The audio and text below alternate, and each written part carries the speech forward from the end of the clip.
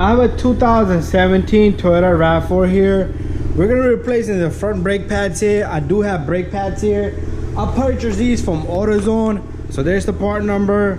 All right, but parts do vary from car to car, right? If you have a different like a different package, meaning like a LX, EX, if you have a Honda Accord, it doesn't matter, right? Anyways, that's the part number for this. If you have 2013 to 17 RAV4, and if you have the all-wheel drive, limited all-wheel, this is what you're looking at. All right, very simple procedure. If you have a different, just make sure you have the correct part, because it is gonna matter with the part, but the procedure should be same for all the other CRVs out there.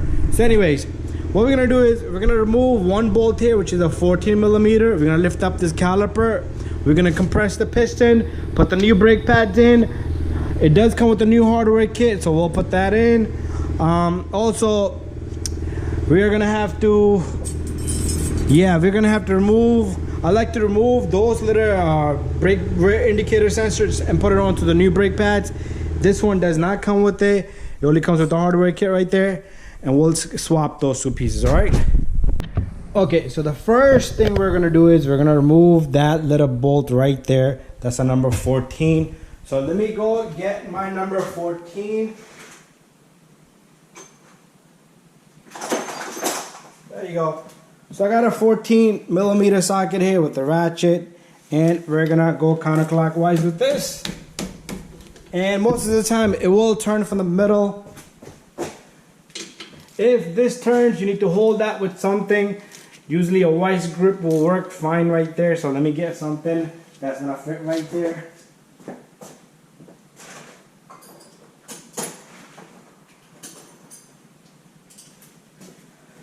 Alright, couldn't find my vice grip, but I have something to take its place. So what you need to do is just hold this and turn that. Very simple.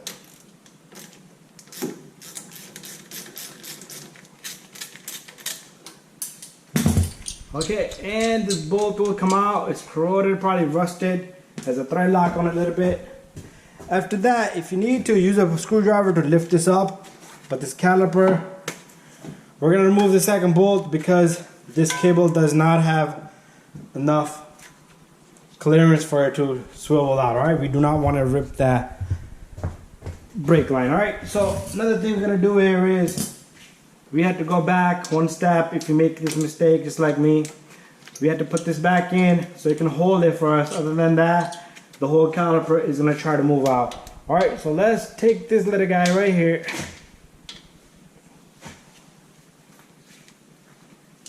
And turn the bolt.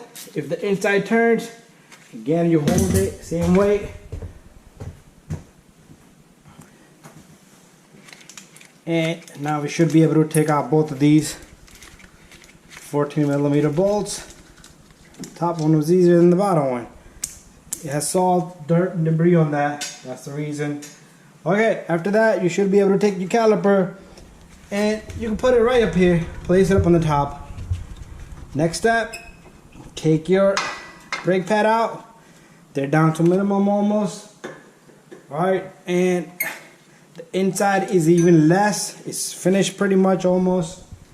Okay, so the procedure here is we're gonna remove this hardware kit one at a time. All right. Also, you need to clean down here. You can use a wire brush or a file. I'm gonna be using file in my kit because I have limited space. Wire brush needs to go all around. Or you can remove this bracket, clean it, and bring it back. Okay, so first, let's take this clip off. And if you ask me, if your clips look good, you do not need to change them. You can just clean off the surface and put the brake pad in. All right, so there you go. I like to clean the corners really well. This file works really well for me. All right, there you go, perfect. Okay, so we'll take one of the clips, gently put it in, and we're gonna use the help of this file to get it right there perfectly. You need to push it really good, make sure it doesn't touch the rotor. Do the same thing for the rest of them, all right, on the top, you're not gonna have too much dirt because all the dirt goes down and sits down below. But file it down, clean it up really well.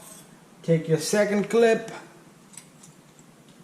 all right, and oh no, that didn't work out good. And push it in really well. Make sure the back end is in, the corners are in. All right, I'm gonna do the same thing for the back one, which you're not gonna see, and then we'll come back and finish out the rest of the job. Okay, we're back. Got the clips sitting on the floor. All right, next step is we're gonna take these old brake pads, use a plier, remove this little clip. And what we're gonna do is, if this brake pad was to go like that, you would put this on the top, because that's where we took it off on the top end. All right, tap it down a little bit. Let's prep another brake pad. So what we're gonna do here is, we're gonna take this sensor and put it onto, if this brake pad was to go here, this will be right there, right? So pay attention to the way everything goes. Tap it down a little bit. Okay, so we're ready to put these pads in. Okay, next step is this brake pad. We put the brake wear indicator sensor right there. So we're gonna put one in the bottom. I'm gonna put the bottom end first. And you're gonna push the brake pad in. It should go in smoothly. If you need to hit this brake pad to get it in, or the back one, what you're gonna do is you're gonna file the edges here. The paint usually will make a difference, okay? So that's how you're gonna do this. Let me get the back brake pad in, and then we're gonna compress the piston. Okay, we got all 4 brake pads in. All 2 brake pads in. We still gotta do the other side, but I'm not gonna be recording, but it should be the same procedure. Anyways, next step is we're gonna compress this piston. You always need to clean this up a little bit so you don't have too much dirt and debris. If you wanna put a little bit of DW40 here, that's up to you. But what we're gonna do here is, we're gonna take our old brake pad, we're gonna put that one right there, and I'm gonna go get a compressed tool.